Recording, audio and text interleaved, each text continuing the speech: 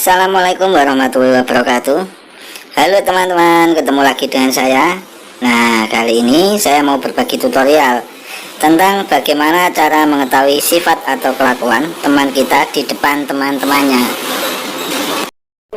Oke, kita buka aplikasinya langsung. Silahkan klik buku telepon pojok kiri atas, cari nama teman kita. Di sini saya mau nyari nama yang namanya Tuti. Tuti adalah kenalan sewaktu ngopi di warung. Anaknya cantik, putih, dan baik hati.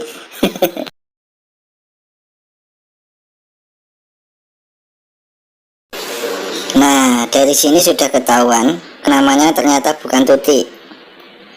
Di situ tertulis 19 penanda lainnya. Artinya ada 19 nama panggilan yang berbeda-beda. Maaf saya blur karena masih menjaga privasi.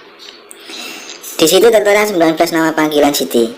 Dan yang paling mengejutkan adalah sebutan paling bawah sendiri, Dina mantan pelakor. Oke teman-teman, sampai di sini sudah paham kan? Kalian bisa download aplikasinya di Play Store, namanya Get Contact. Terima kasih.